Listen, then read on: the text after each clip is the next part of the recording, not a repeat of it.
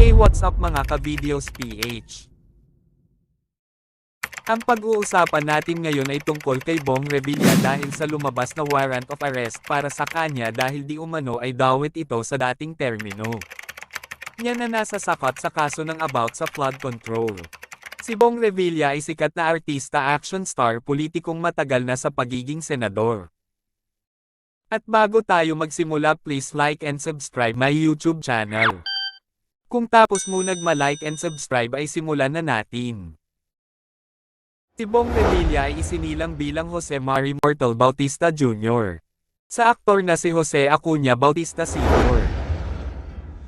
1927 hanggang 2020, kilala bilang profesional bilang Ramon Revilla, at Azucena Mortal, 1944 hanggang 1998.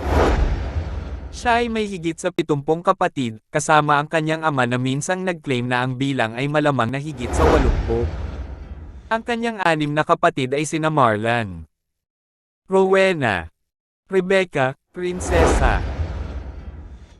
Ipinanganak noong 1965 Strike ni Edwin, ipinanganak noong 1970, Andrea, ipinanganak 1975, at Diane, at kabilang sa kanyang mga kapatid sa kalahati ay sina Evelyn at Ramjen Jose, Ram, 1988 hanggang 2012. Noong 1977, natapos ni Bong Revilla ang kanyang elementarya sa Jesus Good Shepherd School sa Palico 2, Imos, Cavite. Natapos niya ang kanyang sekundaryang edukasyon sa Fairfax High School sa Los Angeles, California, Estados Unidos, noong 1982.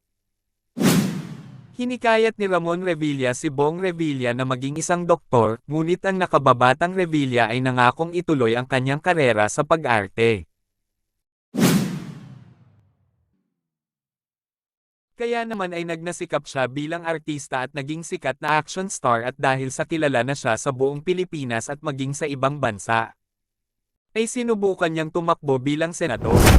Pagiging senador niya ay naging tapat ito sa kanyang tungkulan at marami na rin na ipasang batas.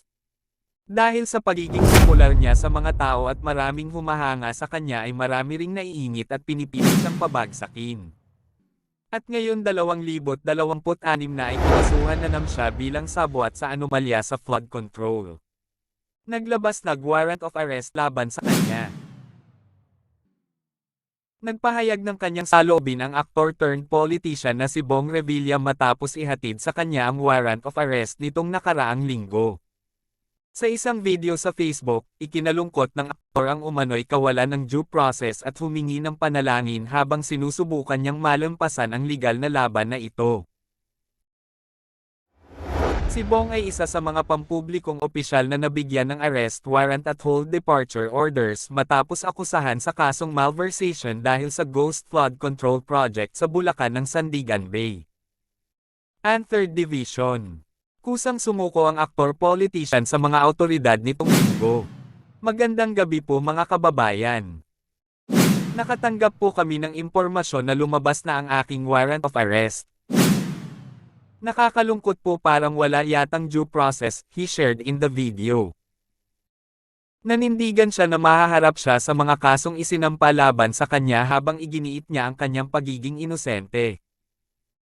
Pero ganun pa man, haharapin ko ito ng walang takot at alam kong hindi ako pababayaan ng Diyos dahil wala akong kasalanan dito. Bong asked for prayers and strength not just for him but for his family as well. Despite voluntarily surrendering, he expressed that he was still processing his emotions but admitted how hurtful it is for him and his loved ones. Hilingin ko lang. Hihingi ako ng panalangin at patatagin niyo rin po ang aking pamilya. Hindi ko po maipaliwanag kung ano nararamdaman ko sa totoo lang.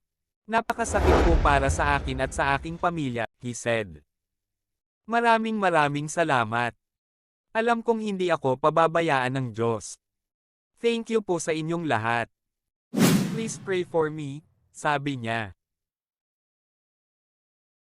Ang mga tagahanga ng aktor ay nagpahayag ng kanilang suporta para sa kanya sa social media at Ang mga tagahanga ng aktor ay nagpahayag ng kanilang suporta para sa kanya sa social media at pumunta sa Sandigan Bayan.